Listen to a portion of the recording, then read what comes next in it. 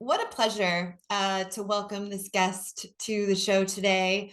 Nakia, I've been wanting you to be on for a long time now. I finally had the guts to reach out, and I'm so glad I did. Welcome to the show. Thank you so much for having me. I remember watching you on The Voice back in 2011. That's correct. I Yeah. was living in LA still. I used to work with all those people Oh, that really? produced that show. Yeah, I worked with Mark Burnett for Oh, years. wow.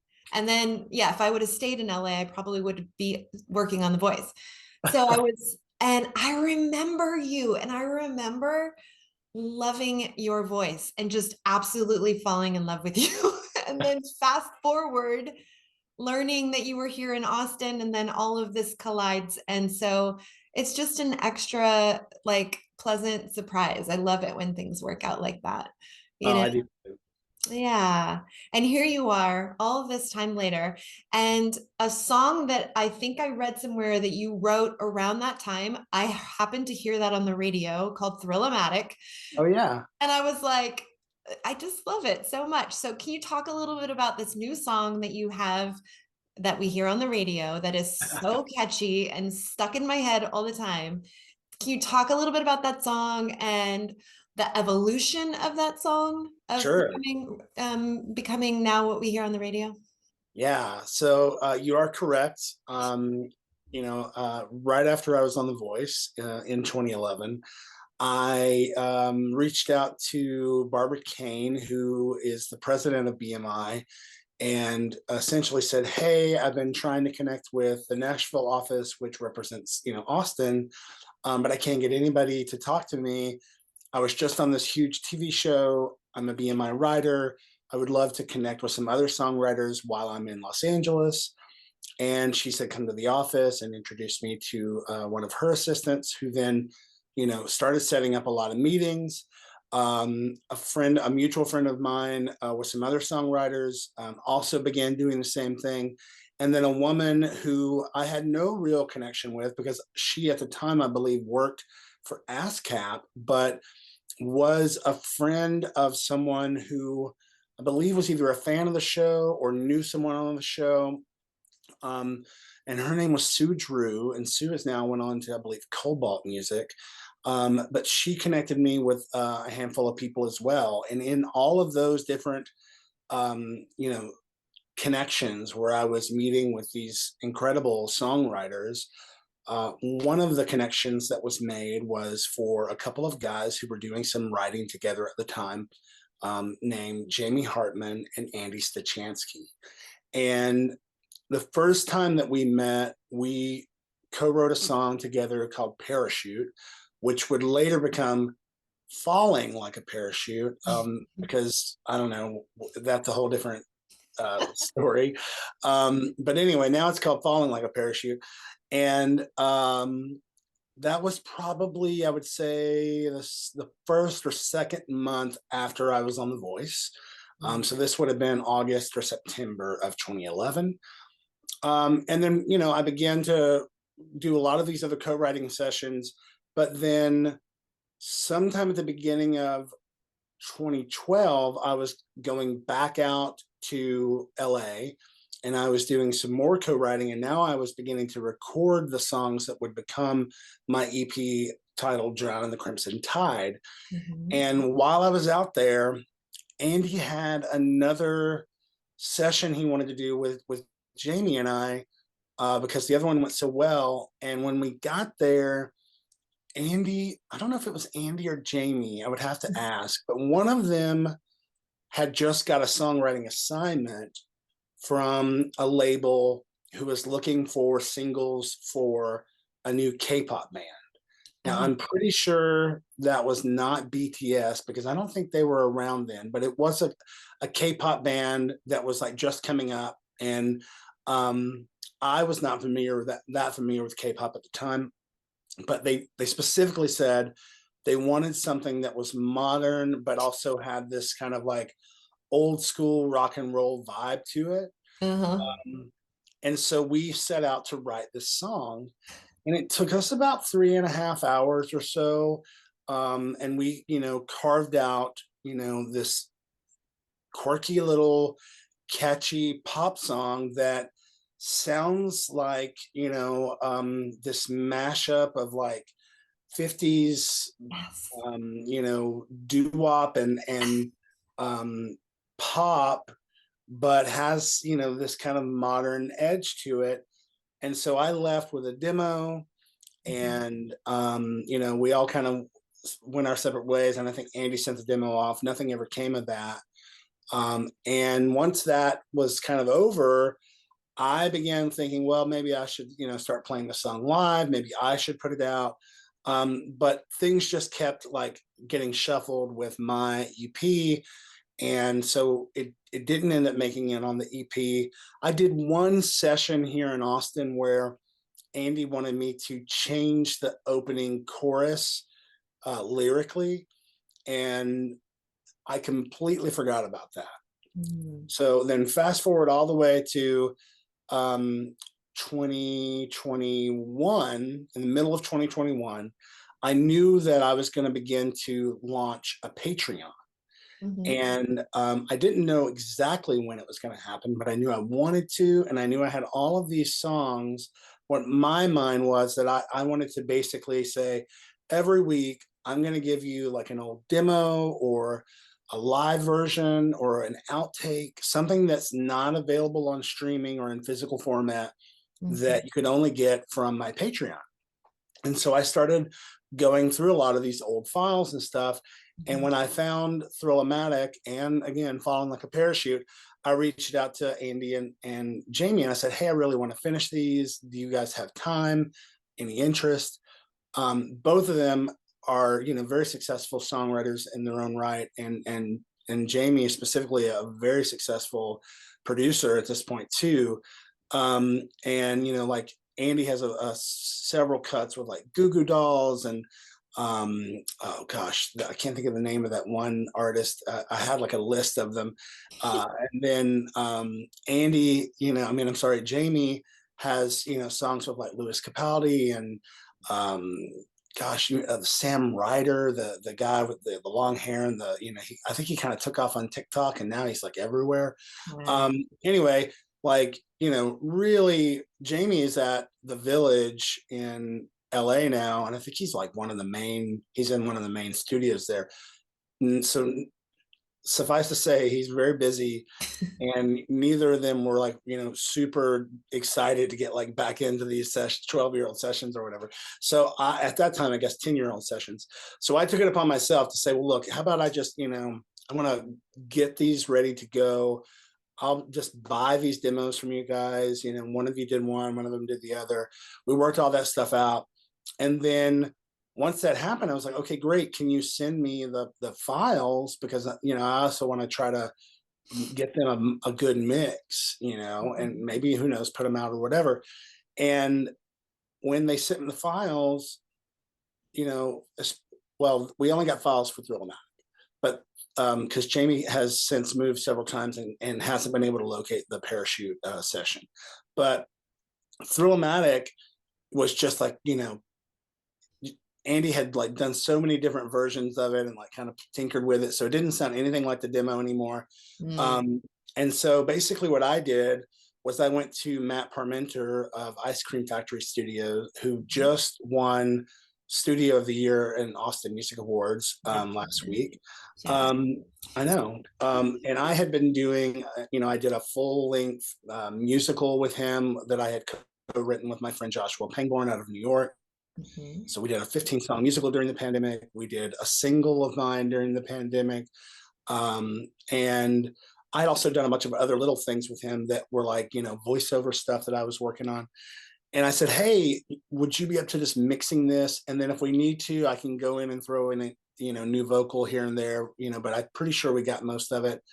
Um, and I had forgot that when Andy asked me to cut that original chorus over, I had actually done it at Matt's old place. Oh.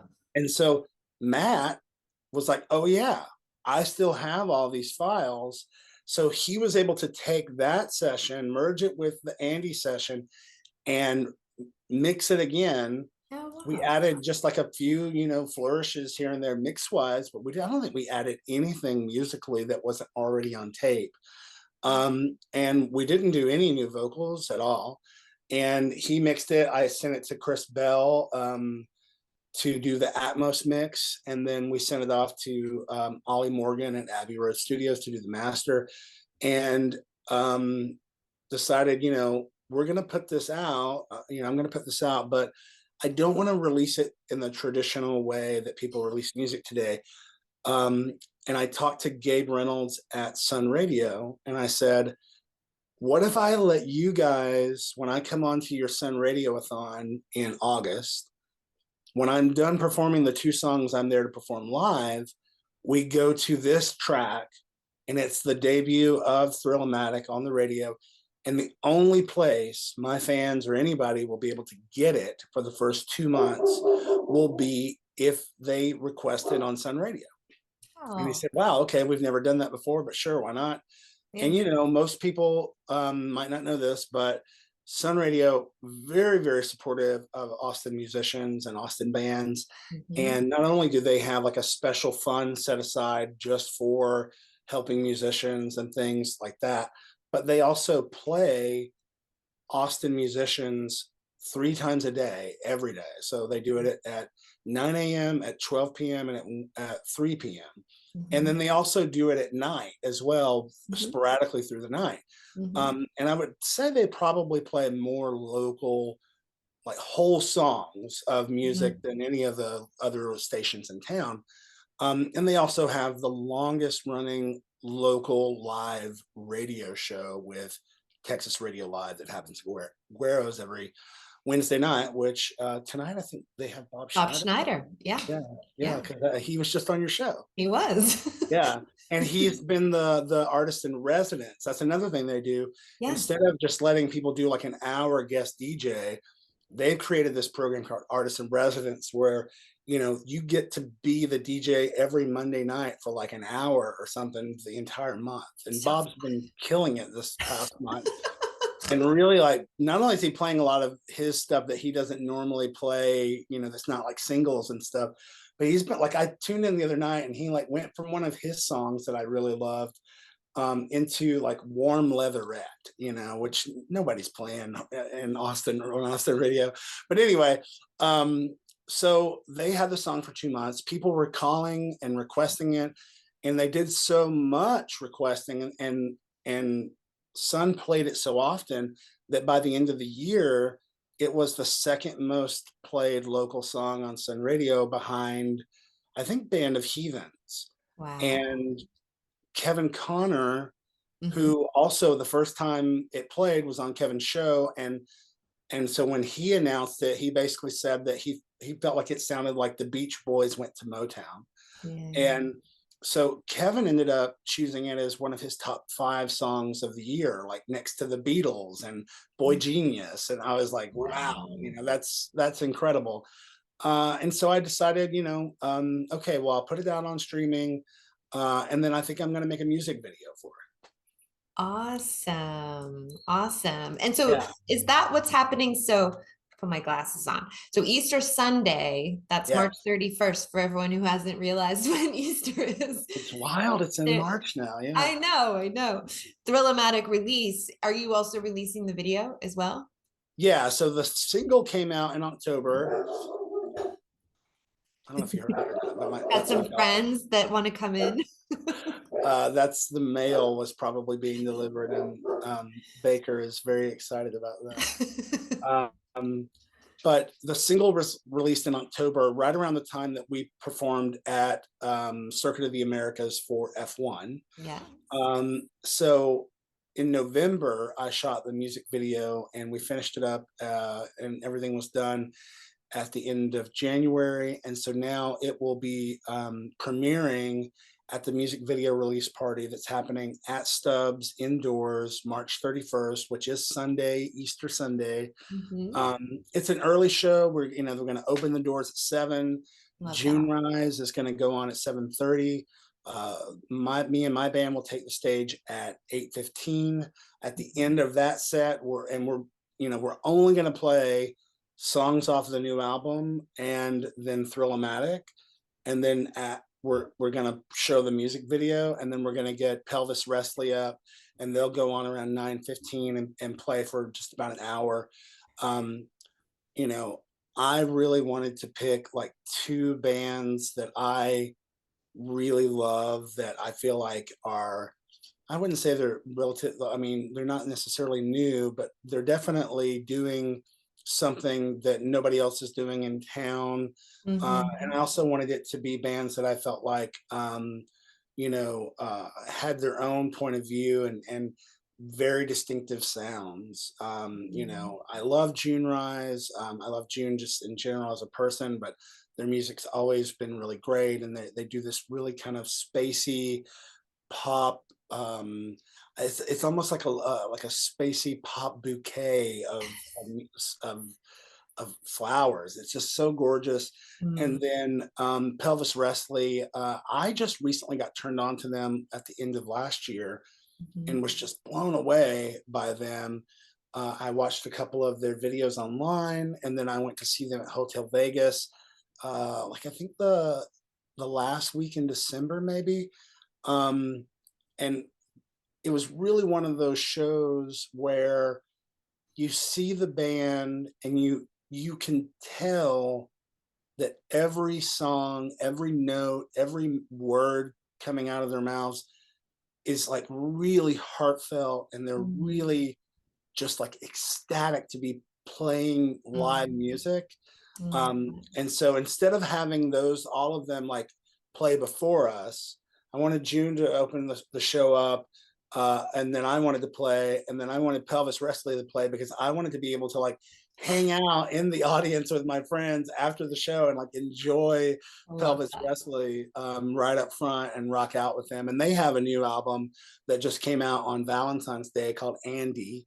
I think there's a subtitle for this album. It's something like Andy or the Four Horsemen of the Apocalypse. It's something like this. Yeah. It's a longer subtitle. Definitely worth checking out. Probably my favorite Austin, band. Their vibe is very like it's kind of like this synthy psychedelic country violent femmes.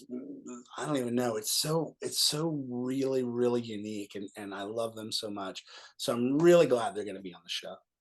Isn't that the best when you go and you see music or you hear music and you just like, of all the choices that we get to create something and someone chooses something that surprises you, like I get off on that so much in music and performance. Like the variety of choices, Yes, and I absolutely love it. It's kind of like life changing in a way when you watch that happen in I real agree. time, you know. And I feel like both June Rise and Pelvis Wrestling do great jobs of making these bold choices that are not what anybody else is doing. Hmm.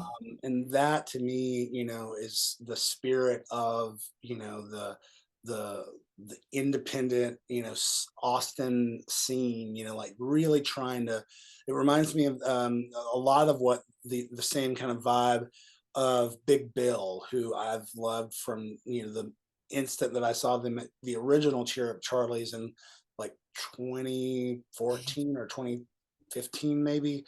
Just was completely blown away by them, and everything they do is, it's very purposeful. They think it Hmm. through, but it feels like that they just like came up with it on the fly. Yes, I yes. love it.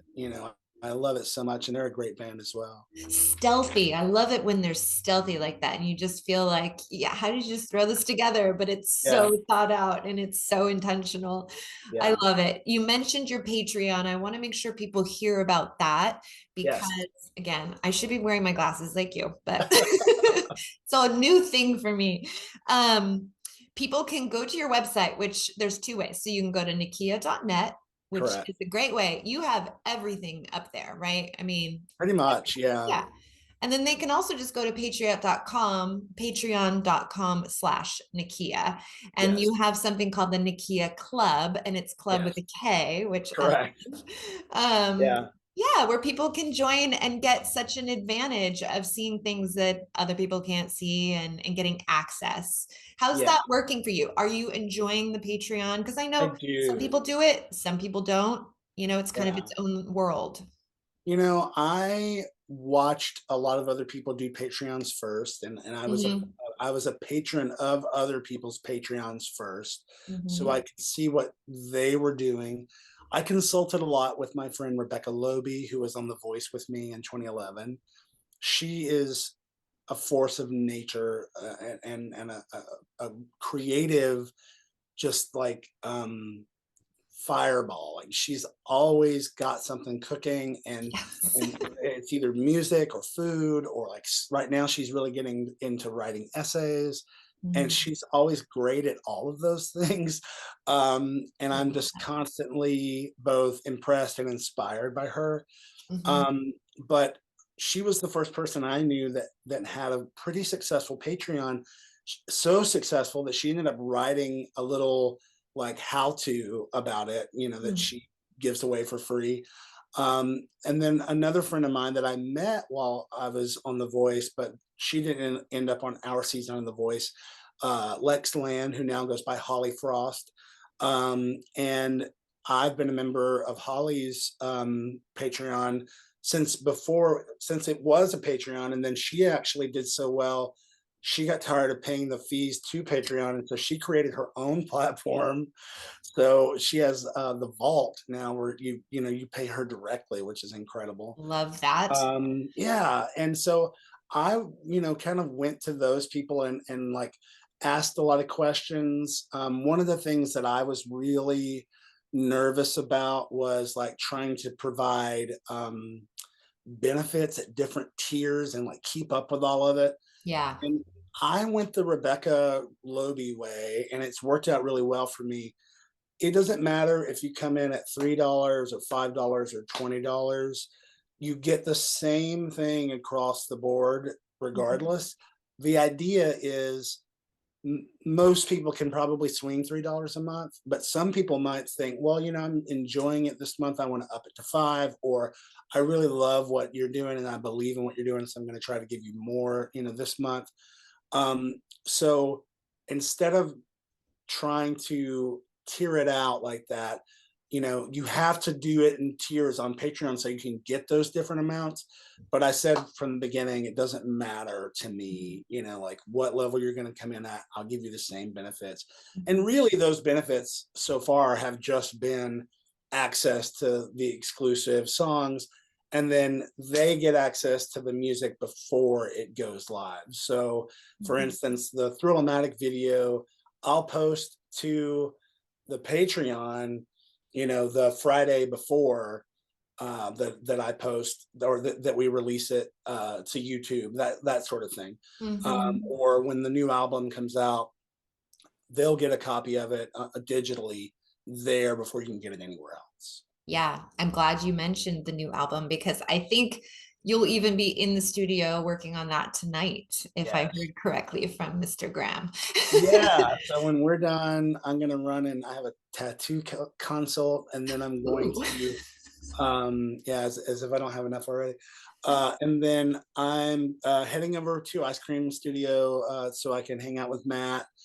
We've got one mix note that we need to make. Kind of when we were moving things around, we left something out that we got to go back and put back in.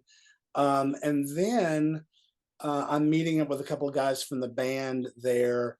And what we're doing basically is going through the new album, and we're going to essentially create stems of the tracks so that if Andy Nolte, who plays keys in the band, can't be there for a show, then we have all of his stuff on tracks so we can just play it anyway. Mm. With this band, I really didn't want it to be a band where I had to like worry about subbing out, for a different drummer or a different bass player because they have this gig and they can't make that or whatever. And Mhm. a lot of what I've been doing even so far has been I just fly into New York, or I was just in LA 2 weeks ago, and I'll just sing to tracks, Mhm. because all of this stuff is already in the box, it just needs like a final mix and master. So, Yeah. um, you'll see me doing a lot more solo shows like that this year, Okay. but you'll also see these band shows. And if, some of the guys can't make it, then we can just play to those tracks. And this album has a lot of vocals on it, and we do all sing in the band, and it does sound good. But there's definitely moments where I'm like, okay, let's just have some tracks also added in the back for some of these bigger vocal Mhm. parts, because Matt and I really layered it up, Yeah. and it's 2024. If you would have asked me to do this in 2007, or with Nakia and his Southern Cousins, or 16 or 17 with Nakia and the Blues Grifters, I would have been like, no way. It doesn't. And also for those bands, it didn't really make sense, because we had, again, it was so tight knit, it didn't really make sense. But I wouldn't have even considered going out and singing the tracks without a band even. But Right. now it's like, man, I have to do anything that I can to like get to the next city, to the next town, whatever it is that I'm doing. And if that means singing the tracks, then great. I mean, look at TikTok. I mean, TikTok is my favorite thing about TikTok is when people are, at they'll be holding a microphone in the middle of a field and singing into it, and it's the track, whatever. And I'm like, okay, girl, go off. It is what it is. I get it. It's what we kind of have to do at this point. But it's so rare to me when people have that microphone, that it is the actual live track, that they're Right. not just like lip syncing over or whatever. But it's the way of the world now, Yeah. so Yeah. it's not like I'm going to go out and lip sync to this stuff live. Right. I That's not what I'm doing. I'm singing live to it, but it's the band behind me, or the tracks. And Yeah. really, for this new album, there is no band, because this is the first album that all of the songs on the album I wrote by myself. All of the songs were demoed, and the main, you know, tracks were all built here in this studio by myself. And then Mm. I would take those sessions to Matt and say, okay, now, I need your help to like mix them. And if we need to recut vocals with proper compressors on proper microphones, then we do that. Mhm. But everything else was really started, and the bulk of each song was the instruments, were all played in the box by me. Um, Wow. and so it's a very special album in that way for me. Yeah. Um, and I'm really excited about I'm excited about it too. When can we expect that to come out? it. That's a good question. So, I thought that we were pretty much done with it, but a couple of weeks ago, I got to hear a preview of the new Aaron Lee Tajan, um, Aaron Lee Tajan. Why do I always say Tajan? Aaron Lee Tajan. Um, a couple weeks ago, I got to hear a preview of the new Aaron Lee Tajan, and um, I was so blown away by the mixes and the sound of the just it's such an experience. And I was like, Mm. I need to give these songs that kind of love. I need to just have them all, redone and really brought up to this next level. So I'm Hmm. about to have them all remixed and then mastered. And they'll also be mixed in Atmos again.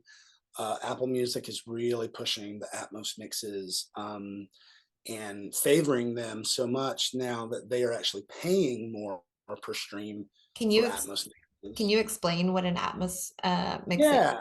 So most people at home, when you're watching things on television or on Netflix, you probably have a sound bar with a subwoofer, and most of those can accurately do what's called Dolby 5.1. And that's four, speakers plus a woofer, or five speakers plus a woofer, subwoofer. So uh, Atmos is essentially that, plus additional speakers that are actually placed over the top of you. So a lot of theaters now, like Alamo Drafthouse, and many other theater chains now are installing these speakers above you, and you can now buy these Atmos setups at home that actually have little mini towers that shoot the sound straight up. Mhm. And a lot of TVs, especially Sony TVs, are now coming with additional speakers set up in them so that they can do these Atmos sounds. But for Apple Music, when you put on Mm. the AirPods, especially whether they're the smaller AirPod Pros or the AirPod Max, Apple Music has created something they call spatial audio, which is really leading into their new, Vision Pro, because it also has spatial audio. But essentially, if you turn your head this way, the music kind of can go with you, Mm. and it can create digitally the idea that you're hearing this stuff kind of swirling around your head. So if Mm. you listen to Thrill-O-Matic with a set of AirPods on, then you can hear how the Hammond organ, the Leslie, is just like swirling around your head Oh, almost the entire time. wow. And the saxophone, kind of like coming out from behind you, that sort of stuff. And that technology it's not super new now. It's been around for a few years now, but it is becoming more and more prevalent in Mhm. audio, especially in music audio. It's definitely already there for video, but But music yeah, audio is really catching on now. for musicians that are watching, is it what's the cost associated with that? Is it Yeah. ridiculous? So, you're basically paying for stereo mixing. Uh, And then if you're lucky, the person who does the stereo mixing also knows and is qualified and certified to do Atmos mixing. But it is an additional charge, or you okay. need to go and find someone else who will be able to mix that. And then it's also important that whoever masters it understands the mastering side of Atmos as well. So Right. it is something that unfortunately is an extra cost that all of us indie musicians are like, oh my god, it's something else we have to pay for. Yeah. And so I'm sure that you're going to see our Kickstarters and stuff. They're going to have to go up a few $1,000s per track, because it's not super cheap to do.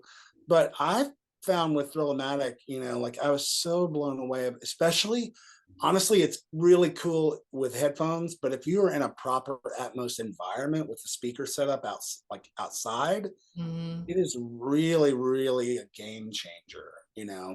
The Recording Academy hosted something at the studios in Fisher back a year and a half ago or so, where they did live demos of Atmos mixes of classic albums and Oh, stuff.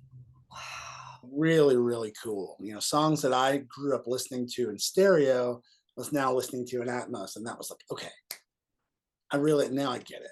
You Yeah, know, that'd probably like give you chills and make It you cry did, it and did, like, yeah. and the first time I heard my own song in Atmos, Oh, again, you have to remember, I've been playing with this song for over 12 years now, yeah. and so getting to hear it not only completely finished and ready for the world, but in this completely new, exciting format, it was very, very, emotional for me.